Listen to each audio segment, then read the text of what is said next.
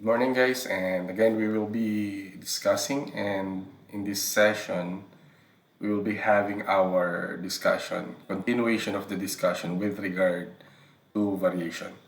So, with that, let's move on with our slides here. Let's see. Okay, so previously we have discussed variation and what do we mean by variation. Now, this time, we will still be talking about variations, but we will be including on how to solve word problems involving variations. Okay? So, gaya ng nakagawian natin, we have to have our aim. And in this section, we only have here now two aims. The first one is to determine the equation of variation by studying the table of values. So there will come a time that we will be having a given that only includes the table of values. And just by having that given, we will be able to identify what kind of variations we are dealing with. The second one, of course, is to solve problems involving variations. So with that, let's start with this one. So if we will be identifying different kinds of variation, I'm suggesting that we have to make an equation based on the given, in which only one variable will be left on one side of the equation. So, alam naman natin siguro na mayroon tayong different kinds of variables. We can use any variables, any letters as a variable. But we have to exclude k, as I have mentioned on our previous video. That will be our variation constant. Now, if we will be having an equation with one variable on one side of the equation, we have to make sure that the variation constant, this is actually k, is placed not in the denominator of the other side of the equation. So as we move along, I'm going to explain it further. But I want you to remember this one for us to identify if the given formula is a direct, inverse, joint, or combined variation. From there, we can now identify what kind of variation the given is if we have here now the final form of that formula. Now, sample of different kinds of variation. In this slide, we may be able to identify what kind of variation we are having based on the formula that we will be given to us. So this one, obviously, we have here now the variable, one variable here, and we have here now the constant of variation and another variable. Hindi naman nabago itong una. This is in its main form, and this is direct variation. You can check out our previous video lecture with regard to this one. Now, the second one is still, it seems like a direct variation. The only difference will be we have here now two variables here joining the constant of variation. And as I have told you, if we have here now two direct variations in one equation, we are talking about the joint variation. Next one, we have here now C is equal to Ka over B. So in this scenario, we have here now a direct variation. C is directly proportional to A, but inversely proportional to B. So in this case, may pinagsama tayong direct and inverse. And as I have told you, this is called the combined variation. Pag pinagsama natin yung direct and yung inverse variation in one equation, we are talking about the combined variation. Now with the next example, we have here now a little bit of problem kasi nga, we have here now two variables on one side of the equation and then eto pa rin. We have here now k. Now as I have told you dun sa una, yung denominator natin must not contain k. Kasi sa mismong previous formulas natin, wala namang nakalagay na yung k natin, yung main formula, ay nasa denominator. So what we're going to do, ilipat natin ang isa sa variable dito sa kabila. Now in this case, dahil numerator na yung r, let's try to remove yung s and move this to this part. That will give us r is equal to kts. At kung mapapansin natin, this one is similar to m is equal to kln. At dahil parehas lang sila, ang tawag natin dito ay joint variation. Ito, syempre, joint variation din. Again, we have to remember that we have to come up with a formula na iisa lang yung variable sa kabilang side of the equation. And then, yung nasa kabilang side naman na equation, nandun yung k pero wala siya sa denominator. So we can identify what kind of variation we are dealing with. Okay. Next, we have here now AB is equal to KCD. Again, we have here now two variables on one side of the equation. We have here now the other side of the equation containing the variation constant and two other variables. Again, dun sa steps natin, ang sabi ko, it will be easier for us if we have here now one variable. So we will be dividing both sides by any of these A or B. Now in this case, I divide both sides by B. So B will be eliminated on this part, matitira A. And then the other side, KCD over B. So kapag ganito na, kahawig lang siya nung C is equal to KA over B. Therefore, this can be considered combined variation.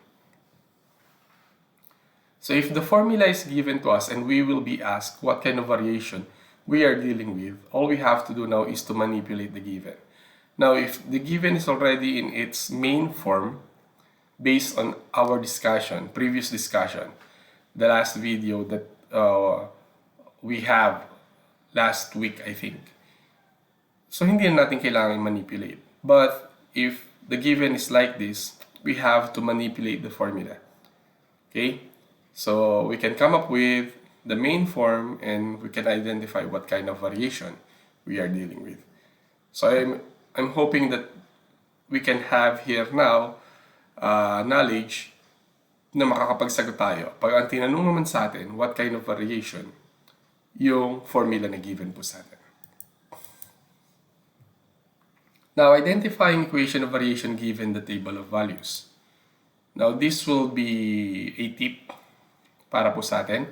Looking at the values in the table will essentially give us an idea on what kind of variation we are dealing with. So mamaya, we will be trying to simplify things. So that will be a lizard, I think. Just by looking at the table ng values po natin, pwede natin i-identify. Okay? Basically, we will just recall the formula for variation. The same thing that we have done dun po sa ating identifying what kind of variation it is. Ganun din, i-recall lang natin ano ba yung formula for variation and how can we come up with the value of the variation constant. Now, meron tayong four types of variation, four kinds of variation. But if we will carefully analyze it, both the joint and the combined variation involve more than two variables. If so, anytime we encounter a given that more than two variables, we will eliminate the idea that it belongs to direct or inverse. So, pag nakita natin, halimbawa, ang given sa atin sa table ay A, B, at saka C, yung mga given, i-remove na natin yung idea na po pwede siyang mag-fall under direct or inverse. But don't worry, dito po sa ating lecture ngayon, we will only be dealing with two kinds of variable. Para at least, ito naman yung foundation eh. No. As we move along, sabihin natin, pag alam pala natin itong dalawa, kahit na gaano yung ibigay po sa atin na value, medyo hindi tayo masyado mahirapan. Now, gamitin natin yung palaging sinasabi sa architecture, the most important part in a building will be the foundation. Kaya lang siya nakakataas kasi matibay yung pundasyon niya. So sa variation natin, the foundation will be the direct and inverse. So we will be focusing more on the direct and inverse variation. Now, example tayo. This will be the table of values, and as I have told you, we will be using two variables. In this case, P and Q. Okay? Now, the reason why I chose different variable, para alam natin na hindi palaging X and Y lang yan. We can use any of the given letters. Wala po tayong magiging problema that will serve as the dependent and independent variable. Okay po? So, ito yung tinatawag po natin na dependent variable. Normally, and yung nauna, ito yung independent. This will be X at saka yung Y. Okay? Now, if we have here now a table of values, my suggestion is to focus on the relationship between the two variables. Ito, isang partner, P and Q. Ito, isang partner, P and Q. Ito, at saka ito. So we will be focusing more dun sa relationship, which means we are looking at the constant of variation. Now, no matter what pair we use here, kahit anong pares daw, we can see that as we progress, any pair will have a scale of 5. Pag sinabi natin uling scale, multiply by 5, which means negative 2 times 5 is negative 10. Negative 1 times 5, negative 5. 0 times 5, 0. Any number multiplied by 0 is always equal to 0. 1 times 5 is equal to 5. 2 times 5 is equal to 10. So no matter what pair we use, we have here now 5. If we will be analyzing it carefully, that will serve as our variation constant. Now, the value of Q, this one, is gained by multiplying P by 5. This is what I'm talking about kanina pa. Ano po? And following this logic, the value of Q is equal to P times 5, and we have our formula. Q is equal to 5P. This is actually the equation of the variation. Kung naalala niyo sa previous video natin, the equation of variation, nandun yung dalawang variable or kahit gaano karaming variable yan. Ang binabago lang natin na may number na makikita will be yung constant of variation. So this is already the equation of variation. Now, the variation constant is 5. Ayun. So pag given sa atin yung table of values and we were asked to get the variation equation, the equation of the variation, ito yung sagot. And if we will be asked what is the variation constant or the constant of variation, the answer will be 5. K is equal to 5. So another example. If you notice, previously we have here now P and Q. In this example, I use M and N. Now, 3, 6, 9, 12, 15. Dito nagkakaproblema yung ibang mga estudyante. Sir, we have here no fraction. Nakakapagod na. Ayoko. So sana huwag tayong ma-intimidate. Let's try to analyze. Again, our main focus will be the relationship between the variables. Eto. So by pair ang tingin po natin. Now, if you notice in the previous given, doon sa nauna, all pairs, kahit saan, syempre maliban yung 0, when divided, the constant is 5. Balikan natin. Negative 10 divided by negative 2, 5. Negative 5 divided by negative 1, 5. Of course, we will be including 0 because 0, divided by any number is always equal to 0. So, move tayo dito. 5 divided by 1 is 5. 10 divided by 2, that is also 5. So, going back here.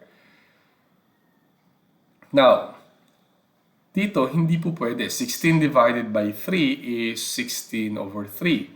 8 divided by 6 is 4 over 3. Now, in this method, in this case, that method cannot be applied. So we cannot simply divide. No? But if we multiply all the pairs, 48, 6 times 8, 48, 9 times 48 over 9 will be eliminated, 48 ang sagot. 12 times 4, 48, and 15 times 48 over 15, cancel yung 15. We still going to have here now 48. So that will serve as our variation constant. So kung mapansin natin, ang easiest way pala, if we have here now a direct or inverse variation, is by dividing or multiplying yung atin pong given variable. Pag nag-multiply tayo, that is inverse variation. Pag nag-divide tayo, anong dinidivide natin? Yung value ng variable. That is direct variation. I'm going to reiterate to make it clear to everyone. If we have here the values of the two variable, if we multiply, kagaya ng ginawa natin dito, it falls under inverse variation. And if we divide natin itong dalawa, kagaya dun sa example 1, at nakakuha tayo ng constant, that is direct variation. We get the value of k by multiplying m and n, as I have been explaining a while ago. Getting the value of n, we have n is equal to km, and this is an inverse variation. If you can still recall yung triangular formula natin for inverse, direct, and joint, you can apply that one dito po sa given natin. Para matakpan nyo yung k, tingnan nyo kung saan magpo-fall under yung formula po natin. Now, the equation will be n is equal, we simply change the value of k, we apply yung pinaka-value ng k natin, which is 48, substitute lang natin, over m. This will be the variation equation. Again, yung constant variation, that is 48. Example number 3. Now, this one, I use x and y. 1, 3, 2, 12, 3, 27, 4, 48, and 575. Pag nag-divide tayo, 3 divided by 1 is 3, 12 divided by 2 is 6. So, hindi na siya constant. Now, if we will be multiplying this, 1 times 3 is 3, 2 times 12 is 24. Again, hindi pa rin. So, in this example, we may have a problem because either multiplying or dividing any of the pairs in the table, we cannot have a constant value. So previously, dun sa dalawang example natin, basta nag-multiply or nag-divide tayo, we come up with a constant value. Isa lang. So the relationship doesn't change. Now, in this example, ginawa na natin yun, nag-multiply tayo, nag-divide din tayo, and yet we cannot have a constant value. So what are we going to do now? If this is the case, try to square any of the given. So kahit alin dyan, square mo muna. And start the same process of yung ginagawa natin kanina. Multiply and divide with a square value. Halimbawa, if this is square, 3 divided by square root of 1, that is still 3. 12 divided by the square root of 2, that is 4. So 3 ang sagot. 27 divided by square of 3, that will give us another 3. So pag pala in-square natin to, tapos saka tayo nag-divide, nakakakuha tayo ng constant value na 3. Pero kung ito in-square natin, saka tayo mag-multiply, 1 square times 3 is 3. 2 square, that is 4, times 12 is 48. So doon pa lang we can stop na wala. Balikan natin yung ginawa natin kanina. 3 divided by square of 1 is 3. So may 3 na tayo. 12 divided by the square of 2. Ano ba yung square of 2? 4. So 12 divided by 4, 3 pa rin. Uy, gumaganda na. 27 divided by the square of 3. So ang square ng 3 ay 9. 27 divided by 9, 3 pa rin. Doon pa lang we have here now our confirmation. The value of y is equal to 3 times the square of the value of x. Ayun. Okay po? So ito palang y natin, ang makukuha niyang value ay equal sa 3 times the square of x. So ito, square mo times mo ng 3, ito makukuha ang sagot. Okay? Direct variation to kasi nag-divide tayo. Kagaya ng sinasabi ko kanina sa example number 2. Thus, the constant of variation is still equal to 3. The variation equation is y is equal, what do we do? Dun sa x, square natin. So, 3x squared. This is actually an example of the direct square variation. Nag-square tayo ng ating independent variable. Now, let's talk about word problems. So, what I'm trying to do now, I'm trying to compress yung topic po natin and to limit yung minutes so that we can finish watching this one and we can have an idea on what to do. Now, this is the first example. Art's wages, which is represented by W, are directly proportional to the number of hours he works per week. Ang suggestion ko, we stop at the first sentence ng given kung saan may nakalagay yung directly proportional. So yung variable, bago kung anumang klaseng variation yan, yun yung ating nasa left side of the equation. Ito will serve as the equal sign. So W equals, and then balikan mo ano yung sinasabi, directly proportional. So that will be KH. So W is equal to KH. Now, let's continue. That's the first thing that I want you to do. I-identify nyo muna kung paano nyo isa-set up yung formula. If Art works 36 hours in a week, he earns $540. What will be his wages if he works 40 hours in a week? Okay, ito yung sinasabi ko kanina. Now, dito nagkakaroon ng problema yung mga estudyante because we have here now 36 hours, $540. Ito yung wages, ito yung time, number of hours of work. Sa kabila, sa tanong, meron tayong number of hours na nagtatrabaho siya, wala yung pera. So, ang una po natin gagawin dito, dun muna tayo sa kompleto ang data. Sa word problem na ganito, sa variation, unahin niyo po yung kompleto yung data. Ano lang ang nawawala dito? Ito yung ating wages, 540. Ang age natin is 36, so we are looking for the value of K. So the first thing that we have to do now, solve natin yung value ng K natin.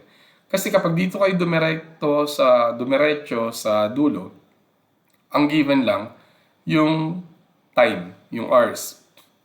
Dalawa nawawala. Paano mo gagawin yun? Isa lang given. So doon ka muna sa nauna na isa lang yung nawawala, which is K. So the first thing that you have to do now is to get the variation constant. So that will be K is equal to W over H. Substituting the value here, we have here now, ang wage natin is 540 kada 36 hours in a week. And the value will be 15. So we have here now the value of the constant of variation, which is 15. Upon getting the value of K, we will now move on dito po sa pangalawa. So instead po na 3640 gagamitin natin, NK 15. Ayan. So wages yung nawawala dito sa tanong, isa-substitute natin yung nauna nating na-compute na value ng variation constant. So that will give us 15 times, eto na, hindi yung 36 yung 40. Simplifying this, we have here now $600. So if Art will work 40 hours a week, he will earn $600. This is an example of direct variation. Example number 2. On planet X, an object falls 18 feet in 2 seconds. Okay? Sir, stop po ba kami? Unang line? Hindi pa, kasi wala naman tayong clue kung anong klaseng variation na yan. Okay. So knowing that the distance, which is d, it falls varies directly to the square of the time, which is t, of the fall. How long does it take an object to fall 79 feet? Yung long dito, ito yung time. Gaano katagal, hindi gaano kahaba. The problem is the analyzation, minsan akala yung long haba. Okay? So in this case, gaano katagal? So again, it falls varies directly. So direct variation tayo, D is equal to K, and then we have here now the word square of the time. So T square. Ayun. Distance, sabi ko sa inyo, yung variable, and then yung varies directly or kung anumang klaseng variation yan, yun yung tutumba sa equals. And then balikan mo, sir, direct variation. Okay, K kaagad. Tapos, square of the time. Ayun yung time, in-square natin. So, how long does it take an object to fall 79 feet? So, balikan natin ano yung kompleto. 18 feet in 2 seconds. 18 ang ating distance, 2 seconds yung time. So, we will be looking for the value of K, just like what we are doing last time around. And substitute, ayun, 18 over 2 square. 2 square is equal to 4. So 18 divided by 4, simplifying this will have 9 over 2. So K is equal to 9 over 2. We can also say that K is equal to 4.5. Now, knowing the value of K or the variation constant, all we have to do now is to substitute this dun sa pangalawa. Ang given sa distance is 79 feet. We are looking for the time. Eh, yung time may square. So, eto siya. Time square is equal to D over K. Substituting the value, 79 feet. At yung K, 9 over 2. So, alam naman natin pag di-divide nito, we take the reciprocal of this one, proceed sa multiplication. That will give you so 158 over 9. And then, we extract the square root. So, pwede ito, square root of 158 over 3. Pero, dahil time yung pinag-uusapan, we can now use our calculators. We have here now 4.19 seconds. So, it will take 4.19 seconds for an object to fall coming from 79 feet. So, this is an example of direct square variation. So another one, we have here now the amount of time. So we have here now T needed to dig ditches. So yung ditches natin, ito yung mga kanal sa tabi ng kalsada. Normally. Varies inversely with the number of people. So baligtad, pag dumadami yung tao, mas maikli yung oras ng trabaho. Pag kukunti yung tao, mahaba yung oras ng trabaho. So, balikan natin. Who are digging the ditches? Stop na ako kasi meron tayo ditong varies inversely. Ano yung variable just before this one? T. So, T yung nasa left side. So, tingnan natin. Ayun, T. Varies inversely, nasa taas yung K, tapos nasa baba yung P. Eto. Now, if it takes 3 people 40 hours to dig a ditch, eto kompleto how many hours will it take for 5 people to dig the same ditch? So as I have told you, we will be focusing din sa kompleto. Ito yung people, 3 hours is 40. We are looking for the value of K. So K is equal to TP. Ano yung T? Time, 40 hours. Ano yung P? People, 3. So we simply multiply. The value of K is 120. So in this case, we have here the value of K. Now we will be asked, or we have been asked on how many hours. So babalik tayo dito. Papalit lang natin yung 5 sa people, and yung K natin still 120. Okay po? So tingnan natin. 120 divided by 5. So that will be equal to the time to dig the ditch. And we will be having 24 hours. And this is an example of an inverse variation. So again, we are through with this topic. Now, some of you may ask, bakit nakafocus lang ako sa direct at inverse variation? As I have told you, this will be the foundation. So pag medyo alam na natin talaga ang pasikot-sikot dito, kahit na itapon sa atin yung joint, kahit itapon sa atin yung combined, hindi tayo masyadong mahirapan. So my suggestion is, the reason why in-stop ko lang po muna hanggang dito yung ating pong discussion, try to master muna yung ating pong direct variation and inverse variation. So I hope this video helps you in any way. Sana po magamit natin. And with that, again, I would want to say thank you, good morning guys, and keep on learning. This is your Sir Ian. Goodbye.